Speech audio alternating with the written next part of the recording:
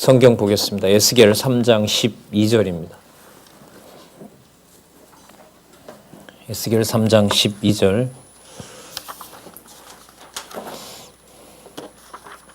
제가 읽겠습니다.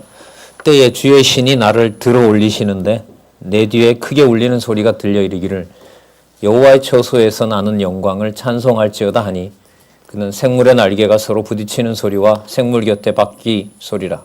크게 울리는 소리더라. 일단 13절까지 읽었습니다. 본문을 좀 바로 보면은요. 우리 박용기 성경 강론 11권 5816페이지에 보면 다는 읽지 못했지만 3장 12절부터 21절까지 요약이 되어 있습니다. 신에 의하여 포로들에게 가서 사명 수행의 결과를 예언하는 내용이 나타나고 있습니다. 자, 거기 12절에 보시면 때라는 말은 뭐냐면 앞부분에 나타났던 때입니다. 그 때에 중요한 사건이 뭐였냐면 하나님께서 준비해 놓으신 그 책이 있었습니다. 그 책을 먹었더니 달았습니다. 그죠? 그리고 듣든지 안 듣든지 하나님이 먹인 거기 때문에 거기 든 말씀이 단 말씀인 거죠. 그래서 11절에 보시면 사로잡힌 내 민족에게로 가서 그들이 듣든지 아니 듣든지 그들에게 고하여 이르기를 주 여호와의 말씀이 이러하시다 하라 하시더라. 주 여호와의 말씀이 이렇다라는 것을 선포하게 하시려는 겁니다. 그런데 지금 우리가 1장에서부터 24장까지 에스겔의 내용은 흩으심에 대한 내용이고 예루살렘 성이 멸망하기 지금 6년 전쯤 됩니다. 그러니까 2차 침략까지 현상적으로 보면 거의 다 망한 상태입니다. 남아있는 7년은 좀 더 지나고 나면 오늘 나옵니다마는 칼에 의해서 또 한 번 망하게 되고요. 이번에는 기근 전략을 펼쳐서 기근 재앙을 통해 예루살렘이 처참하게 되고요. 그 다음에 들어오면서 칼이 따르게 되고 예루살렘 성은 결국 불타는 일이 앞으로 몇 년밖에 남지 않았습니다. 근데 아까 여러분 말씀드렸습니다마는 하나님께서 그 예언의 말씀을 해주신 내용의 그 말씀의 예언은 뭐냐면 답니다. 그러니까 이게 누구 기준에서는 달 수가 없냐 하면 인간 기준에서는 달 수가 없습니다. 에스겔이 봤을 때 이것은 분명히 쓴 내용이고요. 고통스러운 내용인데 하나님은 그것을 달다고 하시면서 하신 말씀이 뭐냐면 그 사람들이 듣든지 안 듣든지 전하라고 얘기를 합니다. 그 말은 선지자를 부르렀던 그 소명이 바로 부름받은 에스겔의 중요함에 있는 것이 아니라 에스겔을 부른 하나님의 능력이 더 크다는 거죠. 그래서 1장의 제목이 부르시는 하나님의 이상이고 그 하나님의 이상이 얼마나 큰지를 예레미야 선지자를 부를 때와 좀 비교를 하면 전혀 다른 모습으로 에스겔을 소개합니다. 에스겔이 하늘에 가서 본 모양은 무시하고 엄청난 능력을 가지고 계신 분입니다. 우리 생각하기에는 에스겔이 본 그 하늘의 무서운 이상을 2차 침략을 받은 처참해진 예루살렘을 회복하는 데다 써주면 참 좋겠는데 하나님은 그렇게 하지 않습니다. 여기서 우리가 앞부분을 하나 생각하시면 에스겔 내용은 그 중심이 이상으로 넘어가면서 대부분 하늘에 속한 하나님의 나라로 넘어간다는 걸 염두에 두셔야 됩니다. 이사야 내용은 계시록에까지 이르는 그리스도 성취 내용을 큰 범위에 걸쳐서 약속을 하고 있습니다. 새하늘과 새 땅이라는 큰 약속을 하고 있고요. 천년왕국에도 일어날 일이 이미 예고가 되고 있는 범위와 관련된 거라면 에스겔서 내용은 그 범위 중에 내용으로 들어가서 보면 지상에 있는 왕국은 철저하게 멸망시키겠다는 거죠. 자손 땅 통치 언약을 지상에서는 끝을 내시겠다는 내용이 예레미야의 배경이 됩니다. 왜 지상의 걸 끝을 내도 되느냐? 에스겔로 넘어옵니다. 하늘에 분명한 게 있기 때문에. 그 배경이기 때문에 에스겔서는 1장에서부터 에스겔을 불러서 어디에 속한 이상을 보여준다고 할 수 있습니까?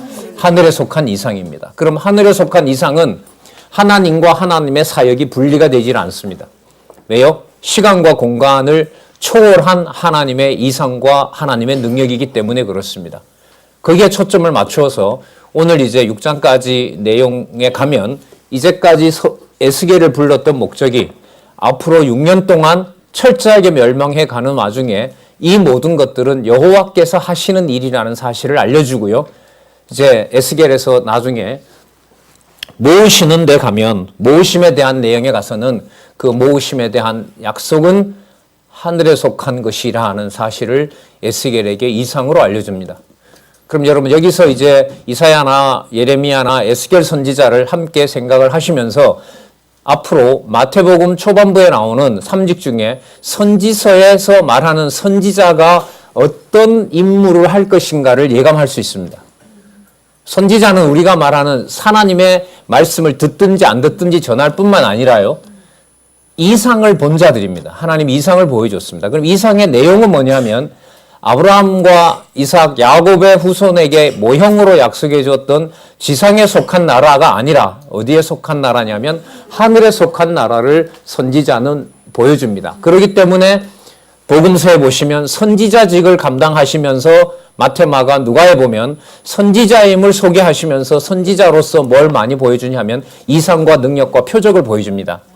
그 내용이 그때 와서 일어난 것이 아니라 하나님께서 이사야, 이제 오늘 초점을 좀 맞추면 에스겔에게 하나님께서 그런 능력을 보여주시고 또 할 수 있도록 섭리를 하시는 것을 우리가 확인할 수 있습니다.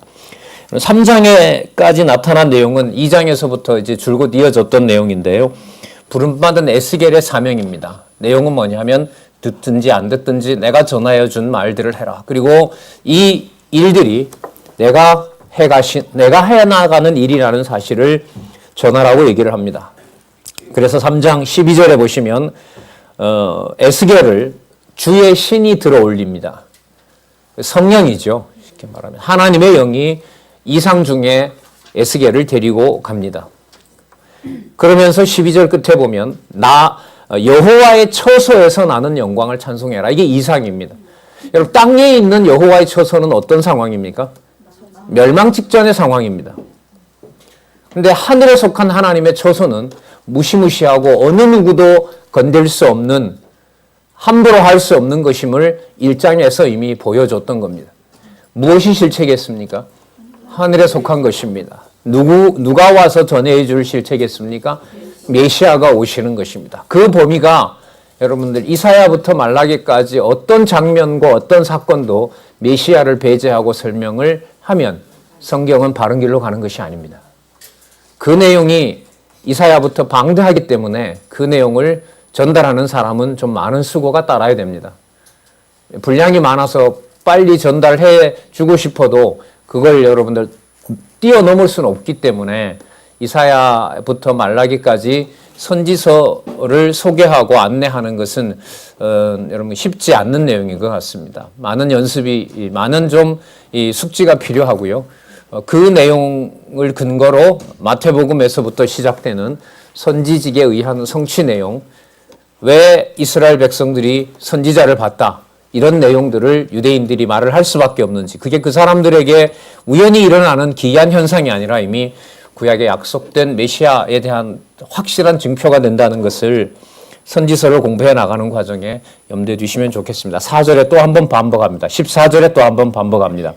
주의 신이 나를 들어 올려 데리고 가시는데 내가 근심하고 분한 마음으로 행하니 여호와의 권능이 힘있게 나를 감동하시더라. 자, 분을 내고 있습니다.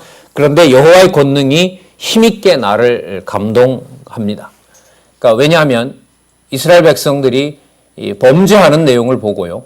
또한 이스라엘 백성들에 대해서 하나님의 진노가 쏟아지는 데 대해서 에스겔이 두렵기도 하고, 자, 가긴 가야겠는데 가서 잘못 말하면 맞아 죽을 수 있잖아요. 자기네들이 원하는 말을 안 하면. 자, 그 와중에 하나님께서 여호와의 권능이 그를 감동하게 됩니다. 자, 15절에 보시면 내가 델 아빕에 이르러, 곡식의 언덕이라는 뜻인데요. 요즘 이스라엘 그 수도죠. 텔아비브가 여러분 이 말입니다. 이 말을 갖다 쓰는 것 같아요. 자, 어쨌든요. 15절에 보면 내가 텔아비브에 이르러 그 사로잡힌 백성 그 그발 강가에 거하는 자들에게 나아가 그 중에 민답히 7일을 지내니라. 민답하다는 말은요. 그냥 절망 중에 있는 거죠. 자, 지금 이 땅은 포로로 잡혀 있는 땅입니다. 그렇죠? 그리고 백성들은 이제나 저제나 회복될 날을 기다립니다. 그러나 하나님이 약속하신 것은 여호와의 약속은 앞으로 망한다는 것입니다. 거기에 아무 소리를 못하고 여호와의 권능에 이끌려서 그 자리에 와 있습니다. 7일 동안을 지나게 됩니다. 7일 후에 여호와의 말씀이 임하면서 17절에 내가 너를 이스라엘 족속의 파수꾼으로 세웠으니 너는 내 입의 말을 듣고 나를 대신하여 그들을 깨우치라. 깨우치라고 하는 것은 지금 이 일어나는 일이 여호와가 살아계신 증거다는 것을 전하라는 말씀입니다. 18절에 보시면 18절부터 여러분 22절까지를 이렇게 정리하겠습니다. 너가 반드시 전해야 되는데 악인은 앞으로 반드시 망하게 되어 있다. 그런데 악인에게 너가 말을 안 하면 너도 망하고 악인도 망한다. 왜? 악인에게 말을 잘못하게 되면 뭐 할 수 있어요? 듣기 싫다고 에스겔 선지자를 뭐 할 수 있어요? 죽일 수 있죠. 맞죠? 예. 그렇기 때문에 너가 만약에 말을 안 했고 망하면 둘 다 죽는다. 그러니까 너는 말을 했지만은 말을 하게 되면 너는 살지만 그 악인은 정한 대로 죽을 것이다. 반대로 의인이 범죄하고 있을 때 그 의인에게 얘기를 해서 그 의인이 만약에 얘기를 듣고 돌아오면 너도 살고 살리려고 했던 의인도 살지만 너가 의인에게 말하기 싫어서 안 했을 때는 말을 듣지 않으면 의인은 의인이라 하더라도 망하게 되지만 말 안 한 너도 망하게 될 것이다. 그러니까 악인에게 가든 의인에게 가든 누구의 말을 전해야 된다? 여호와의 말을 전해야 된다는 겁니다. 사람 골라가면서 전하는 게 아닌 거죠. 그래서 에스겔 초반부에 나타난 에스겔 1장에서부터 3장까지 제목이잖아요. 에스겔 선지자의 소명이라는 말은 중요한 말입니다. 좀 풀면 무한한 능력을 가지고 계신 하늘에 속한 그 짐승을 부리며 무서운 능력을 가지고 계신 여호와께서 에스겔을 불러서 선지자 노릇을 하게 하시는 내용입니다. 그 하나님의 정한 뜻은 꿀처럼 달지만 나타나는 성취되는 일은 처참하게 예루살렘 성전이 앞으로 6년 후가 되면 철저히 망한다는 내용이 바로 에스겔이 받은 내용이고요. 가는 방향은 그 성이 망할 때 바벨론을 보고 두렵게 떨거나 바벨론이 올 때 많은 연합군을 데리고 오잖아요. 그 연합군들의 무서움에 떠는 것이 아니라 바로 그 일이 누구를 알게 되는 일이 될 것이다. 예, 알라고도 안 합니다. 알라라고 하지만 그게 약속이죠. 여호와를 알게 될 것이라는 겁니다. 예, 마찬가지죠. 저희들 하나님께서 왜 공부를 하게 하시느냐? 다른 어떤 목적은 없습니다. 여기 보시는 것처럼 여러분 선지자가 무슨 뭐 기획을 하고 가서 말을 이렇게 만들까 저렇게 만들까 필요 없어요. 그 에스겔을 하나님 부르시는 내용에 보면 바로 장차 오실 성령께서 예레미야에도 이미 나오잖아요. 너 공부 좀 열심히 해라라든지 귀에다 대고 하나님 배울래 이렇게 권하지 않는다는 거죠. 왜요? 마음을 아예 애초부터 뭐 하니까 새로 만들어 버리니까. 그러니까 돌판에 하나님의 말씀을 적어주신 것처럼 신비에다가 하나님께서 성령으로 새겨주기 때문에 공부해라 말라 이런 말을 하지 않는다는 거죠. 할 필요가 없다는 거죠. 그러면 그 말씀은 바로 뭐냐면 여호와께서 교육을 책임진다는 겁니다. 내가 준 여건 따라서 상황이 좋든 나쁘든 간에 에스겔로 하여금 하나님의 말씀을 전하게 한 것처럼 어떤 현장에서도 여호와께서 하시는 일임을 알게 하시는 거죠. 아까 우리 졸업생들 얘기, 후배들 얘기 들었지만 이런 상황에 대해서 교회가 이렇게 표면적으로 보면 나눠져 있잖아요. 거기에 대해서 감지를 하고 있고요. 그 사람이 하고 있는 것이 아니고 하나님께서 감지하게 하시고요. 하나님의 말씀을 통하여 하나님께서 이 현장의 주인 되신다는 사실을 기억할 수만 있다면 하나님께서 정해놓은 목적은 이루어지는 겁니다. 여호와를 알게 될지니라. 이게 목적입니다. 부모나 선생님의 입장에서는 내 감정대로 제가 다 받아들이기를 원하겠죠. 이렇게 말하면 제가 못 믿을 거라고도 우려되는 면도 있겠죠. 기우죠. 그럼 나도 마찬가지죠. 전하는 자도 붙잡아 주면 같이 설 수도 있고 둘 다 무너질 수도 있고 맞죠? 나는 전했지만 저기서 안 믿어질 수도 있고 나는 하지도 않았는데 저쪽이 설 수도 있는 거예요. 그걸 우리가 선택지를 놓고 선택할 수 있다면은 그야말로 전능자죠. 말씀을 내가 마음대로 요리할 수가 있겠죠. 그러니까 성경의 목적이 내가 원하는 대로 산뜻하게 전해지는 것이 목적이 아닙니다. 에스겔은 이걸 깨어놓습니다. 자, 하늘에 속한 하나님의 약속을 전하는 선지자를 하나님께서 보존하신다는 사실을 염두에 두시고요. 그 보존 방법은 바로 여호와의 이름이 드러나도록 하는 겁니다. 그럼 그 현장은 여기서 우리는 5가지 속성을 가져오면 됩니다. 전능하신 하나님의 능력이 반드시 드러납니다. 이유 없이 망하는 일이 끝나지 않고 꼬리에 꼬리를 물고 일어납니다. 그러면 이게 바로 여러분 20년 동안 예루살렘이 받아야 될 박해입니다. 그러니까 받는 그 고통에 대한 원인을 한 조목 한 조목 다 댈 수가 없어요. 결국 올라가면 이것은 800여 년 전에 모세에게 약속해놨던 것이 이루어질 뿐입니다. 그러니까 여호와께서 약속하셨고 누가 이루시는 거죠? 여호와께서 이루시는 겁니다. 근데 이게 큰 명제로만 우리가 이때까지 들었는데요. 그 명제로만 가지고 있는 것이 아니라 분반공부라는 제도와 홈교사 공부 또 홈팀 교사라는 제도 속에서 가정에서부터 조목조목 전하는 일이 근래에 일어난다는 것이 놀라운 거죠. 교회학교 선생님들이 주일날 만나서 1시간을 가르쳐서 1년에 50시간도 안 되는 시간, 사경회까지 합하면 모르겠습니다. 그거 가지고 어떻게 교육을 다 책임집니까? 그래 어떤 선생님들하고 얘기를 했어요. 자녀 교육에 대해서 교회 학교 팀 교사에 대해서는 아무 소리를 부모로서는 할 수가 없다. 그럼 너가 하지? 당신이 하면 될 거 아니에요. 그런데 그 일이 시켜서가 아니라 홈에서도부터 홈교회라는 말이 우리들에게 해당이 된다는 것이 너무너무 감사한 거죠. 그 일이 단지 집에서 공부하는 문화가 아니라 에스겔에게 보여줬던 하나님의 이름이 든 예루살렘 성을 불태우면서 어디에 변하지 않는 하나님의 나라죠. 하늘에 속한 하나님의 나라를 보여준다는 것이 여러분들과 저희 가까이 있는 거죠. 듣든지 안 듣든지 상관없습니다. 한 사람이라도 그 자리에서 말씀을 전하는 자가 있다면 이미 거기는 가정교회가 뿌리를 내리고 있는 것입니다. 부모 입장에서야 잘 준비된 대로 전하려고 하면 잘 들어주면 좋겠죠. 그건 저희들 판단이고요. 그 말씀이 끊어지지 않는다는 것은 우리 의지가 아니라 하나님께서 약속한 바라는 사실을 이 시간에 또 한번 좀 군더더기처럼 말씀을 드립니다. 자, 3장 22절부터 27절에 보시면 말씀을 전파하여 말씀 전파에 관하여 증언하며 전파 여부에 대해 예언합니다. 여부는 듣든지 안 듣든지 여호와의 말씀을 전하는 것입니다. 알아들을 자에게는 알아듣게 하시겠고 알아듣지 못할 자에게는 못 듣게 하시겠다는 하나님의 주권과 은혜가 같이 가는 거죠. 받는 사람은 은혜를 깨닫는 것이고요. 받지 못하는 사람은 심판받아 멸망당하는 겁니다.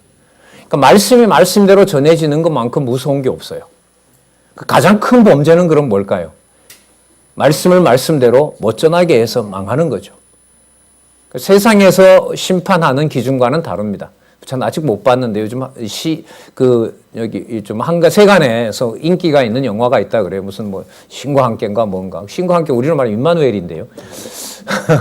뭐 그런 영화는 아닌 것 같고요. 요즘 그 후배들이 보고 하는 말이 거기 가면 지옥에 뭐 단계가 있다고 그래요. 그러니까 이제 그 영화에 던지는 메시지는 듣기예요. 선과 악의 기준이 뭐냐는 거죠. 작년에 여러분 나왔던 그 곡성이라는 영화도 같은 주제거든요. 도대체 신이 왜 필요할 때 안 나타나냐는 거예요. 이럴 때는 나타나야 되는데 지금 에스겔을 보면 나타나긴 나타났는데 누가 원하는 신이 안 나타나요. 그렇죠. 이스라엘 백성들이 원하는 신이 안 나타나요. 왜냐하면 성경에서 말하는 신은 그런 여호와가 아니니까요. 아니기 때문에 이미 나타나고 있는 거죠. 자기 기준으로 나타나고 있는 건 아니에요. 그래서 오늘 이 저자께서 진짜 저한테 진짜 듣기 좋은 얘기를 오늘 처음은 아닌데요. 오늘 하시더라고요. 성경 공부가 쉽다, 어렵다. 오늘 쉽다 그러셨어요? 어렵다 그러셨어요? 교회학교 학생들한테. 어렵다 그랬죠. 그리고 교회학교 공부 열심히 해야 된다고 안내를 잘 받으라고 권한 거 아니에요. 예, 어려운 정도가 아니라 불가능합니다. 성령께서 불가능한데 하나님의 능력으로 보면 에스겔이 깨닫든 못 깨닫든 그냥 하나님께서 깨닫게 해주십니다. 그게 성령의 능력입니다. 글자 한자 한자를 내 중심으로 소중하게 다루면 욕심이 개입하게 되지만요. 하나님의 감동으로 하나님의 능력으로 하나님의 말씀을 전하게 되면 그것이 서로 말씀으로 교통하게 되는 그 자리는 하늘에 속한 하나님의 신령한 복이 소통되고 교통되는 자리입니다. 그러니까 소규모라고 홀대하고 큰 규모라고 신경 쓰고 이거는 전하는 자에게 있어서 엄청난 하나님 앞에서 범죄인 거죠. 왜냐하면 하늘에 속한 복을 여러분들 한 명과 두 명과 분량으로 조절할 수 있을까요? 없을까요? 없죠. 근데 한국교회는 너무 큰 범죄를 저지른 거죠. 새벽부터 부부를 깨워서 새벽부터 나와서 복을 빌게 하고 성경은 뒷전으로 밀어놓고 다른 사람 볼 것 없이요. 저희들이 성경에 대해서 가졌던 관심과 무관심을 보면 아직까지도 하나님께서 우리 체제개혁을 통하여 분방공부라는 방식을 준 것이 글쎄 어떤 좋은 방식을 줘야 될까요? 그죠? 이제 마지막까지 온 것 같아요. 가정에서 지금 있는 형편대로 아버지가 먼저 갔을 수도 있고요. 부인이 먼저 갔을 수도 있고 자기 혼자 남았을 수도 있고요. 그런 우리 후배들이 있거든요. 혼자 견디지 못해 정신병에 걸린 형제가 있을 수도 있고요. 그 주어진 그 상황에서 하나님의 말씀 그대로 받아들인다는 것은 이제 공부하게 됐구나 이런 차원이 아닙니다. 에스겔에게 약속하셨던 하늘에 속한 지혜를 하나님께서 주시는 놀라운 광경입니다. 이게 안 보이면 교회도 사람들이 모이는지라 눈앞에 보이는 것 들리는 것 가지고 여러분 판단하게 되고 무너지게 되는 거죠.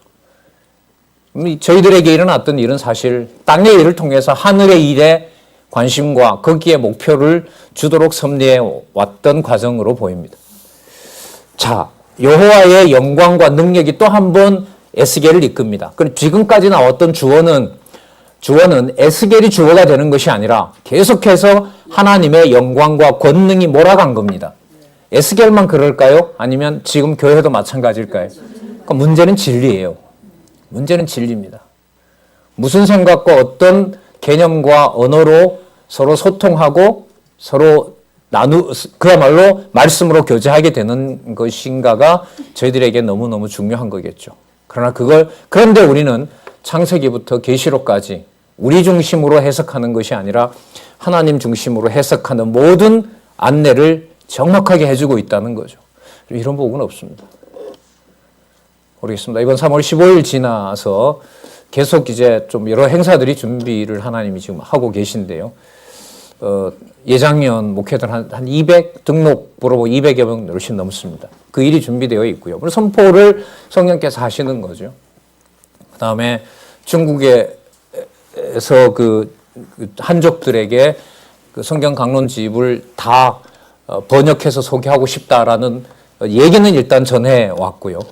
그 다음에 예루살렘 소식도 들을 수 있는 시간이 준비될 것 같고요. 그래서 올 초반부는 어쨌든 모든 행사 속에서 여호와의 권능과 영광을 우리가 볼 수 있고 경험할 수 있는 시간이 오지 않나 이런 생각이 듭니다. 23절에 보시면 내가 일어나 자 어디로 갑니까? 이번에는 들로 갑니다. 아까는 여러분들 포로로 잡혀있는 강가에 있었어요. 근데 이번에는 들로 데리고 갑니다. 거기도 역시 누가 데리고 가냐 하면 22절에 여호와께서 무엇으로? 권능으로 이렇게 됩니다.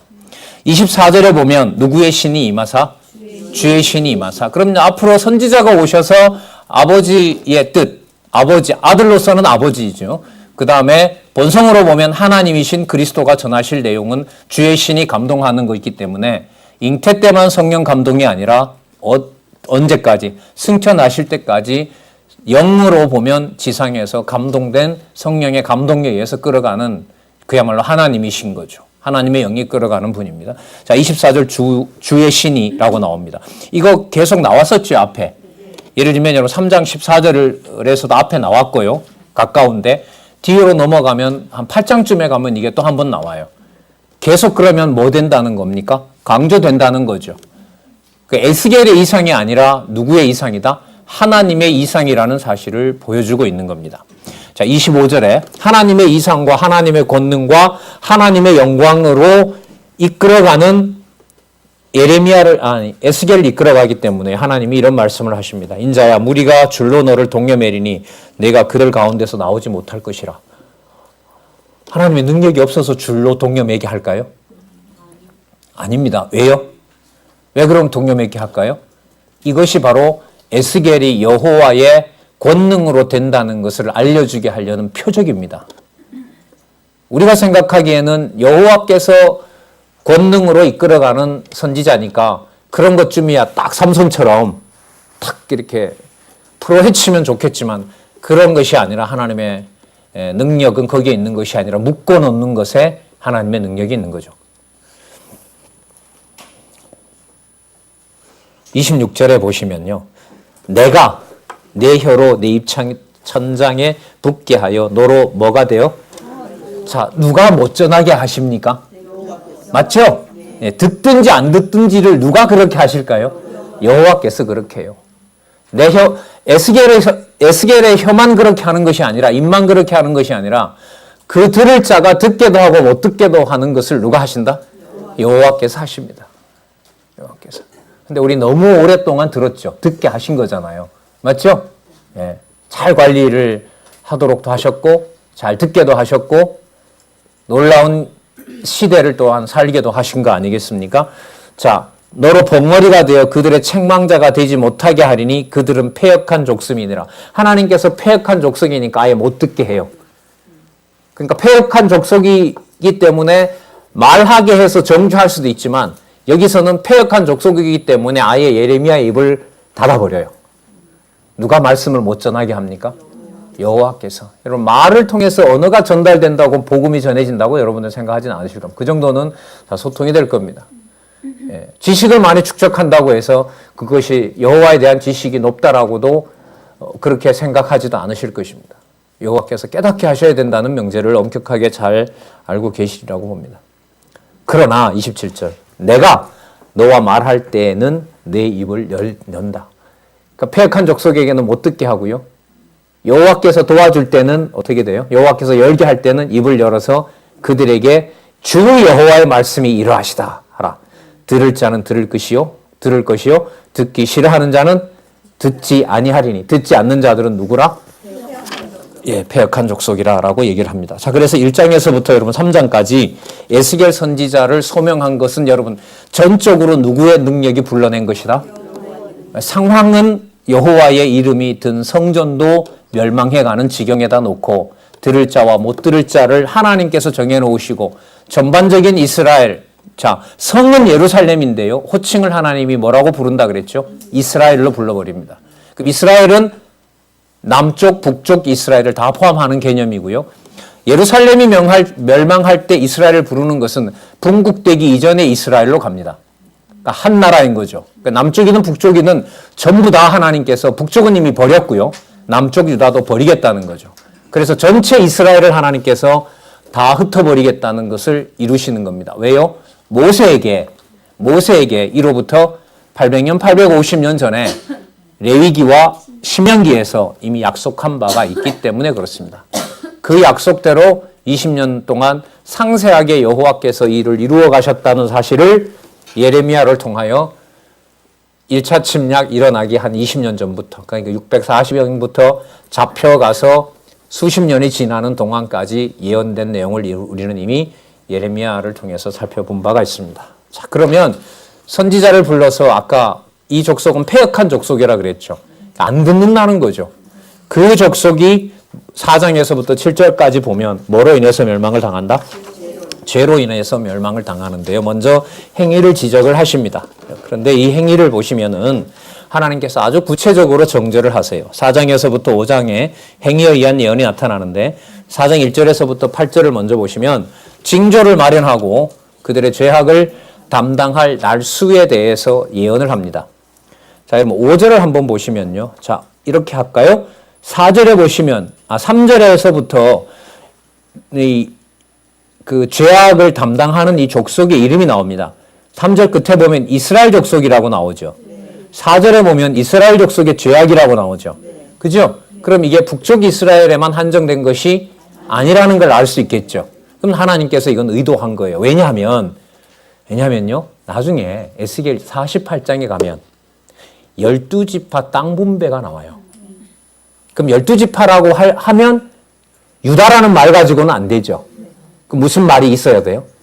그렇죠. 모세를 통하여 또 여호수아를 통하여 분배했을 때 땅은 유대 땅이 아니잖아요. 누구의 땅이죠? 이스라엘 땅이죠. 그래서 이 이스라엘을 지금은 예루살렘을 중심으로 해서 다 흩어버리겠다고 하지만 하나님께서 모으시는 과정에 보여주는 이 이스라엘은 하늘에 속한 하나님의 나라가 12지파 남은 자가 존재한다는 사실을 에스겔에서 결론을 내리려고 했기 때문에 그렇습니다. 에스겔서 후반부에 우리는 처참한 슬픈 노래의 와중에 보여주는 간구 속에 하늘에 속한 나라, 하늘에 속한 보좌에 대해서 우리는 살펴본 바 있죠. 그걸 염두에 두셔야 됩니다. 아까 잠시 얘기하다 말았지만 하나님의 전능성 분명히 드러납니다. 믿을 만한 분 맞죠? 근데 죽어도 인간의 눈으로는 믿을 수 있어요, 없어요? 에스겔도 믿지 못하게 할 정도로 우리의 상식과 판단으로는 여호와를 알 수가 없습니다. 하나님 방법대로 하는 거 맞나요? 그걸 뭐라 부르죠? 그걸 주권성이라 그럽니다. 주권성이라. 왜 하필 이 방법이냐 이 말은요.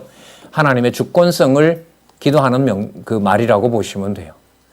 허무해 보이죠? 맞죠? 왜? 뭐가 다 멸망하니까. 그렇죠. 성전이 다 멸망하니까 얼마나 허무해요. 그런데 진짜가 있다는 거 아니에요? 하늘에? 그러니까 무슨 성이에요? 영원성이에요. 그 영원성은요. 가장 막연한 말 같지만요.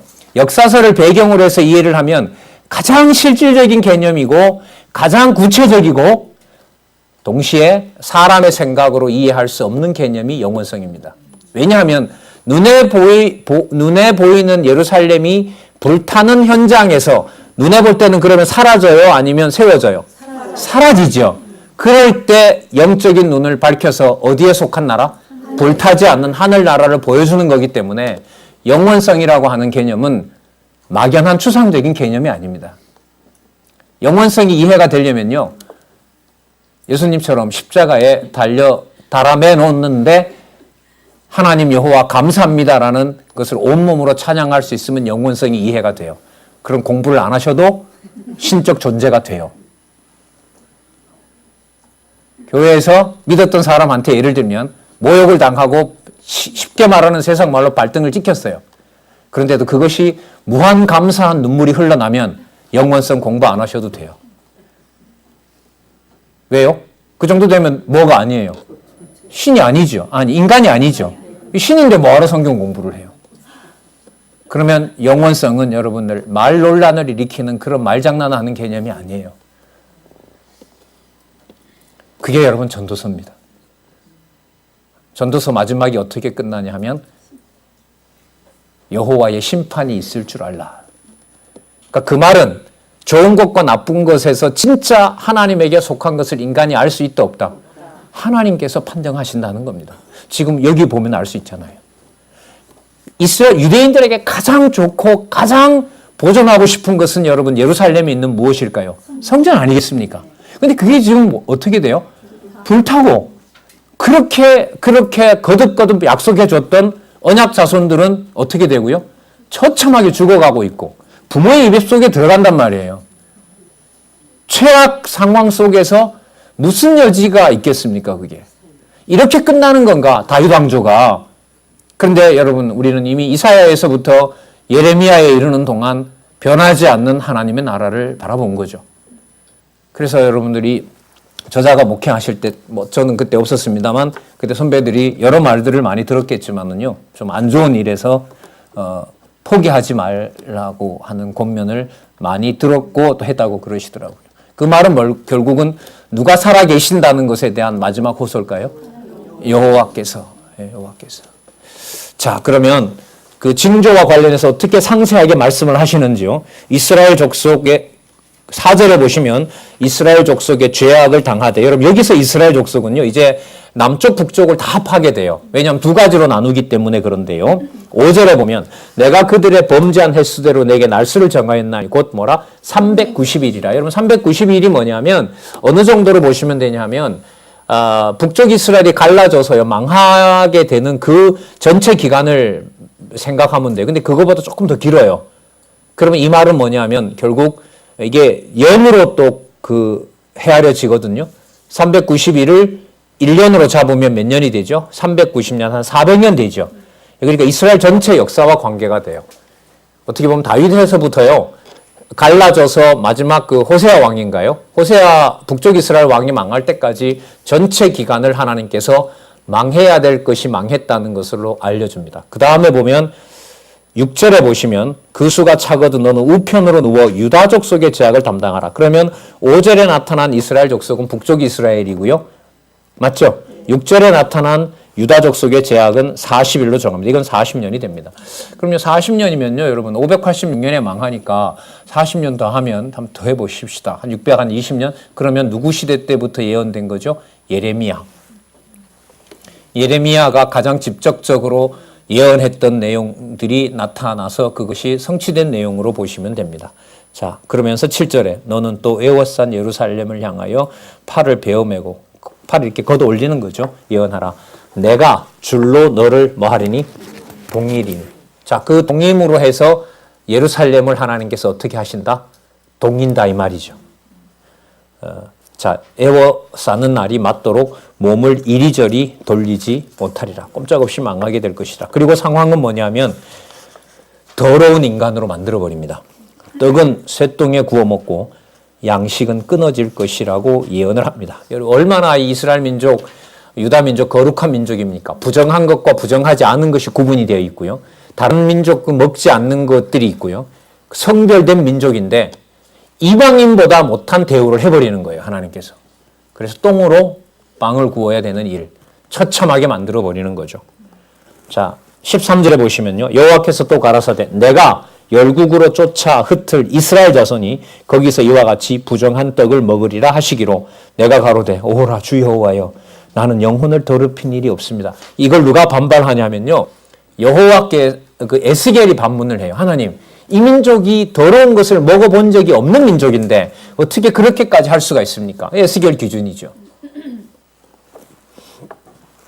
15절 여호와께서 내게 이르시되 쇠똥으로 인분을 대신하게 하노니 너는 그것으로 떡을 구울지니라. 또 내게 이르시되 인자야 내가 예루살렘에서 의례하는 양식을 끊으리니 백성이 경급 중에 떡을 달아 먹고 민답 중에 전율, 경락 그런 상황에서 물을 되어 마시다가 떡과 물이 결핍하여 피차에 민답하여 하며 깜짝 놀라게 되며 죄악 중에서 뭐 하게 되리라? 예, 썩어서 쇠퇴하게 된다. 폐하게 된다.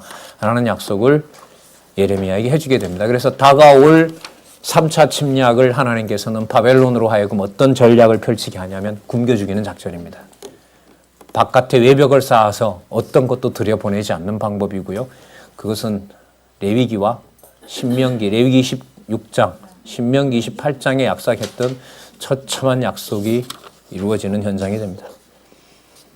머리와 수염을 깎아 흩어서 바로 여호와의 칼과 불로 인해 이스라엘 족속이 멸망한다는 것을 징표로 예언하게 하십니다. 자, 4절에 보면요. 그 가운데서 얼마를 가져다 불에 던져 살아라. 그 터럭을 좀 베서다가요. 옷자락하고요. 옷자락에 싸서 날려버리라. 그 속에서 불이 이스라엘 온 족속에게로 나오리라. 던진 거기에서 불이 나와서 백성을 사르게 된다. 그리고 백성에게 벌을 내려서 예루살렘을 멸할 것을 예언합니다. 좀 멸망을 시키는 방법이 너무 처참하죠? 예? 이렇게까지 하실 필요가 있을까요?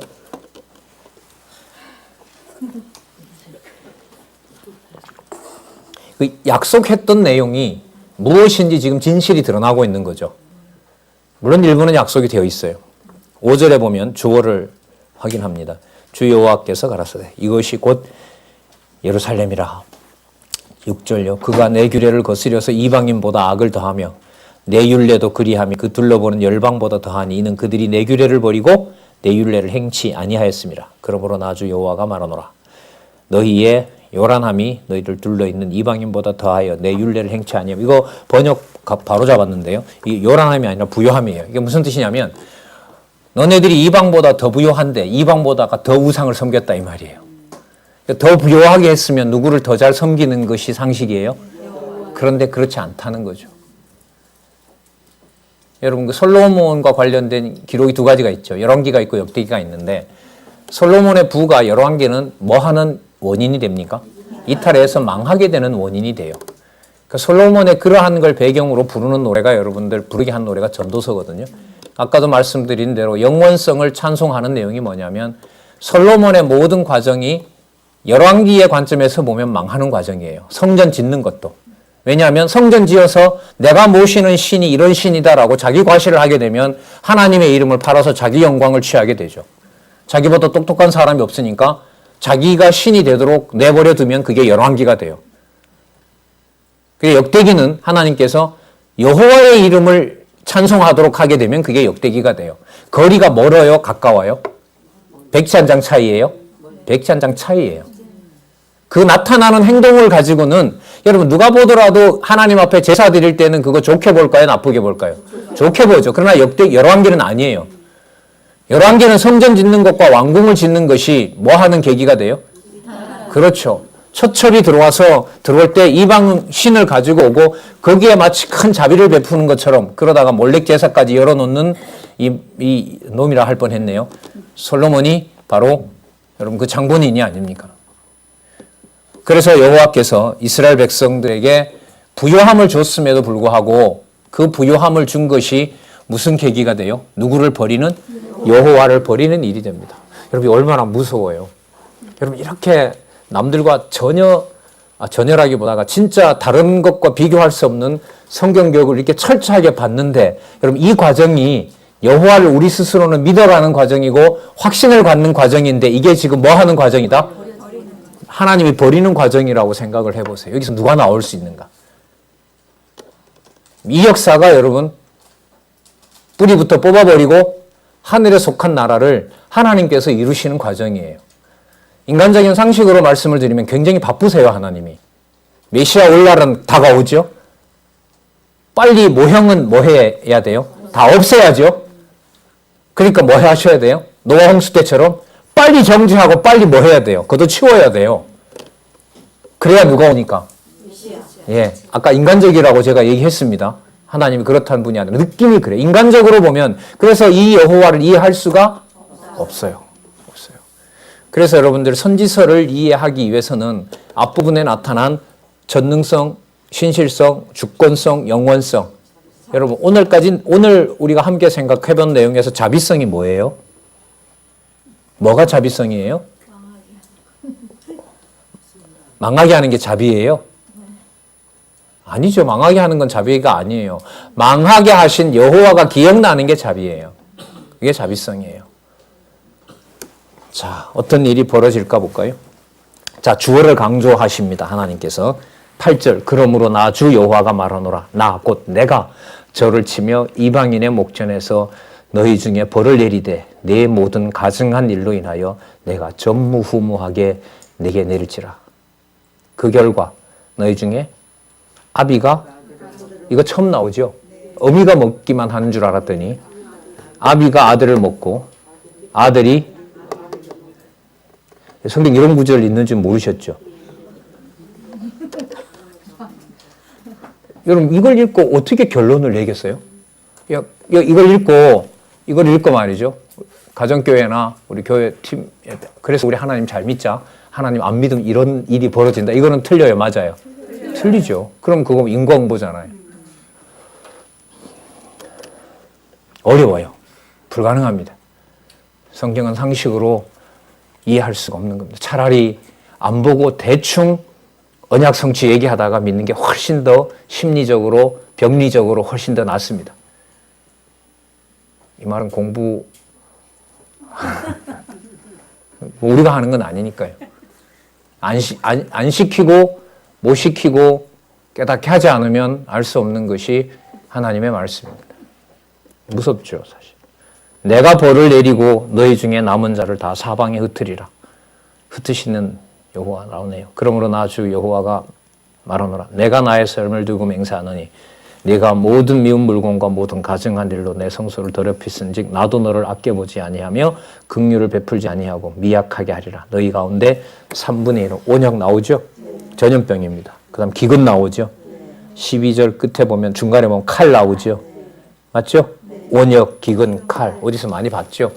예레미야에서 이미 약속한 겁니다. 그러면 이런 반복되는 내용이 똑같이 나오는데 이게 아니고요.